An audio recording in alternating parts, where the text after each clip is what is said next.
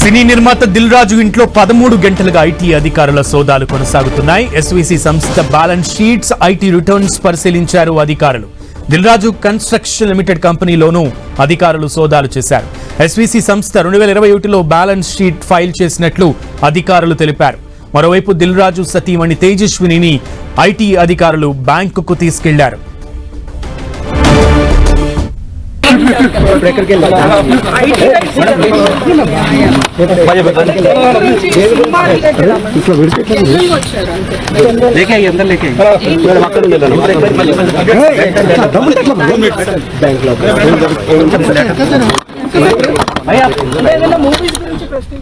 ఉదయం నుంచి దాదాపు 12 గంటలుగా దిల్ రాజు ఆఫీసుల్లో అలాగే దిల్ రాజు కంపెనీల్లో ఒక్కసారిగా సోదాలు నిర్వహిస్తున్నారు అధికారులు. దాదాపు 20 మంది అధికారులు ఇంట్లో సోదాలు చేస్తున్నటువంటి పరిస్థితి ఉంది.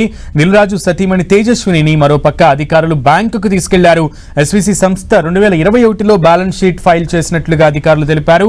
సో అప్పటి నుంచి కూడా బ్యాలెన్స్ షీట్లు ఫైల్ చేయనటువంటి పరిస్థితి ఉంది. మరోవైపు దిల్ రాజు సతీమణి తేజస్విని ఐటీ అధికారులు బ్యాంకుకు తీసుకెళ్తే తేజస్విని జనరల్ గా తీసుకొచ్చారు, నార్మల్ గా తీసుకొచ్చారంటూ కూడా ఒక రిప్లైన్ అయితే ఇచ్చే ప్రయత్నం చేశారు. ఇక దిల్ రాజు కన్స్ట్రక్షన్ లిమిటెడ్ కంపెనీలోనూ అధికారుల సోదాలు కొనసాగుతున్నాయి.